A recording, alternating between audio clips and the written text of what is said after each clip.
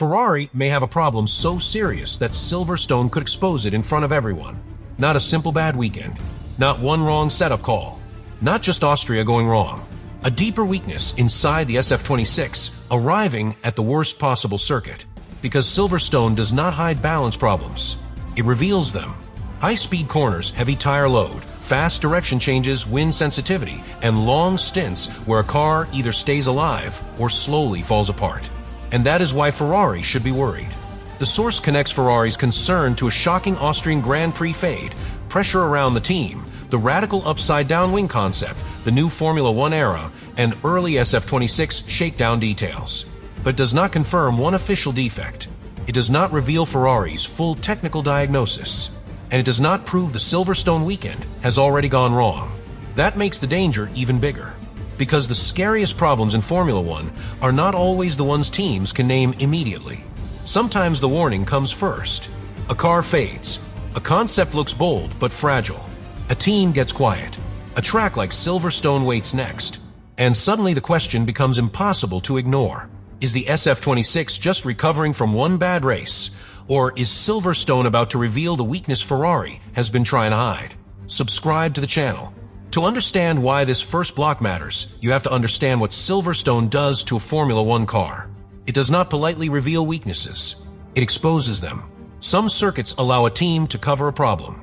A car can struggle with high-speed stability, but survive on a track dominated by slow corners. A car can be hard on tires, but hide it if the race is short on sustained load. A car can lack aerodynamic efficiency, but compensate with traction, braking, or a good setup window.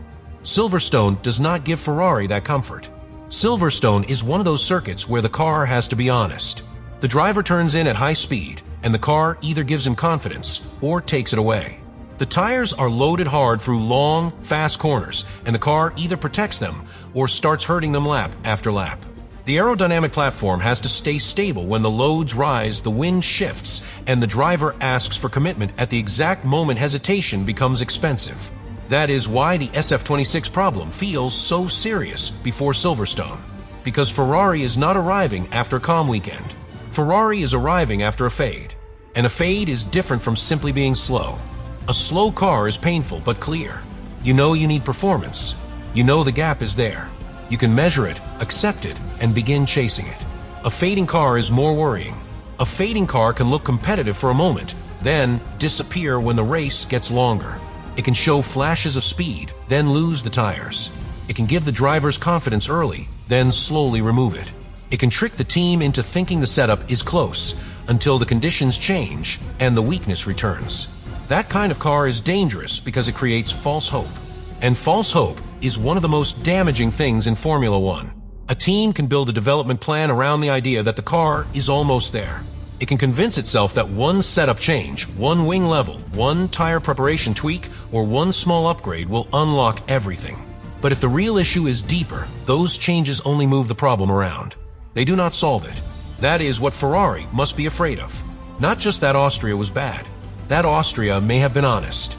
It may have shown Ferrari what the SF-26 does when the race stops being perfect. And if that is true, Silverstone becomes the next test, but a much harsher one. Because Silverstone will ask the car to maintain balance at speed. It will ask the front end to respond without making the rear unstable. It will ask the floor and wing package to deliver downforce in a way the driver can trust. It will ask the tires to survive repeated high-energy corners without falling out of the window. And if the SF-26 has a narrow window, Silverstone will find it. That phrase matters. A narrow window. It means the car can be fast, but only when everything is exactly right. The track temperature, the wind direction, the ride height, the tire preparation, the fuel load, the downforce level, the balance between entry and exit. Everything has to line up. When it does, the car looks promising. When it does not, the car becomes confusing. That may be the most dangerous kind of Ferrari problem, because a narrow window car makes every weekend feel like a mystery. Friday looks hopeful. Saturday becomes tense. Sunday reveals the truth. The drivers say the balance changed. The team says it needs to understand the data. The strategy becomes harder because the pace is not stable. The fans hear familiar words, but the stopwatch tells the real story. And once a team enters that cycle, it is hard to escape. Because the problem is not only speed. is understanding. A car with a clear weakness can be attacked directly. A car with a shifting weakness creates doubt. Do you add downforce, or does that create too much drag? Do you calm the rear, or does that kill rotation? Do you protect the tires, or does that sacrifice qualifying? Do you chase peak performance, or do you widen the window? Those are difficult choices, and Ferrari has to make them under pressure. That is the worst part, because Ferrari pressure is different. At another team, a disappointing race can be treated like a technical problem. At Ferrari, it becomes emotional. The red car carries history. It carries expectation. It carries a fan base that does not simply watch, but feels every failure. A poor weekend is not just a poor weekend. It becomes a question about direction, leadership, concept, drivers, strategy, and whether the team truly understands its own car. So when the SF-26 fades before Silverstone, the pressure multiplies. The car is not judged quietly, is judged publicly. Every driver comment matters. Every garage expression matters. Every setup change becomes a clue. Every long run becomes evidence. Every sector time is compared against rivals who are desperate to find where Ferrari is weak. And Silverstone will give them the data. That is why the radical upside-down wing concept becomes important in this story. A bold concept always creates excitement when it first appears. It makes people believe the team has found something different, something brave, something that could open a new path. And Ferrari needs that kind of courage in a new era. But radical ideas come with a price. They demand understanding. A normal concept may have known compromises. A team knows how it behaves, how it responds, and where its limits are. A radical concept can offer more upside, but it can also carry hidden sensitivity. It may depend on a very precise airflow structure. It may work beautifully in clean air, but become less stable in disturbed air. It may deliver performance at one ride height, but lose consistency when the car moves. It may give strong numbers in simulation, but ask too much from the tires in real race conditions. That does not mean the concept is wrong, but it means Ferrari must understand it quickly. Because Silverstone is not the place to discover that your bold idea has a fragile edge. At Silverstone, the car has to live through fast corners where the aerodynamic platform is everything. If the front suddenly feels light, the driver cannot commit. If the rear begins to move under load, the driver has to lift. If the balance shifts too much between entry and mid-corner, the tires start sliding. Sliding creates heat.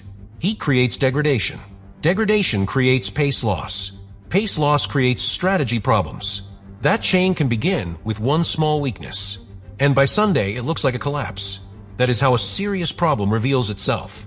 Not always with one dramatic failure. Sometimes it reveals itself as a pattern.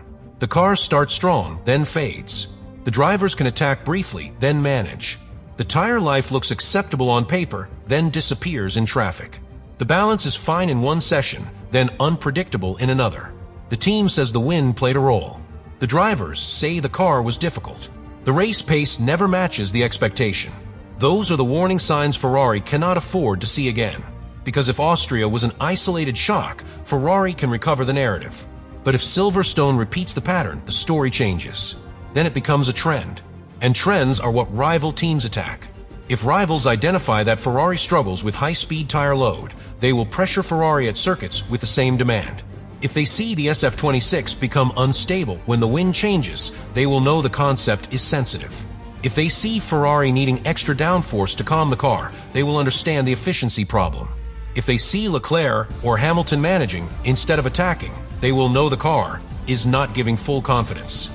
A weakness your rivals understand is no longer just a weakness. It becomes a target. That is why Ferrari needs Silverstone to answer Austria quickly. Not with words, with behavior. The SF-26 has to show that it can stay stable through fast sections. It has to show that it can protect tires when the load stays high. It has to show that the radical concept is not just clever in theory, but usable in the hardest conditions. It has to show that both drivers can trust it, not just survive it. That last point matters more than people realize. A car that only one driver can unlock is not a championship car. It may produce spectacular laps. It may create moments. It may allow one driver to drag it higher than expected in qualifying. But over a season, a team needs both sides of the garage producing clean data, confidence, and race pace. If the SF-26 is too narrow, one driver may adapt more quickly than the other. One may mask the weakness better. One may tolerate instability, while the other needs a more planted platform. that can create a teammate gap that looks simple from the outside, but is actually a symptom of a car that does not give both drivers enough freedom. Ferrari cannot afford that. Not with expectations this high. Not before Silverstone. Because Silverstone is not a circuit where a driver can fake full trust. Through the fastest sections, the driver either believes the car will stay with him, or he leaves time on the table. And when a driver leaves time on the table at Silverstone, the gap grows quickly. A lift that looks tiny can cost momentum. A correction that looks small can destroy the corner sequence. A late throttle application can hurt the straight. A tire slide can damage the rest of the stint. That is why a serious problem at Silverstone can look bigger than it started. One weakness creates another. Instability creates hesitation. Hesitation creates slow corners. Slow corners create pressure to push elsewhere.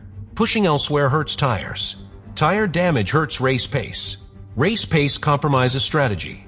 Strategy pressure leads to risk. Risk leads to mistakes. That is how a car problem becomes a team problem.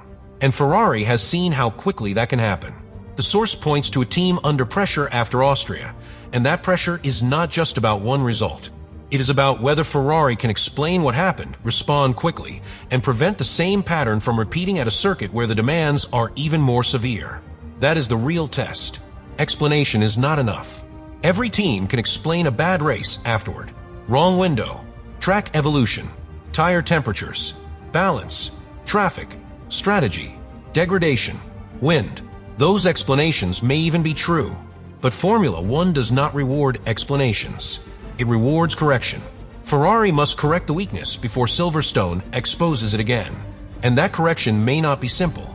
If the SF-26 needs more rear stability, Ferrari may have to add downforce. But more downforce can cost straight-line speed.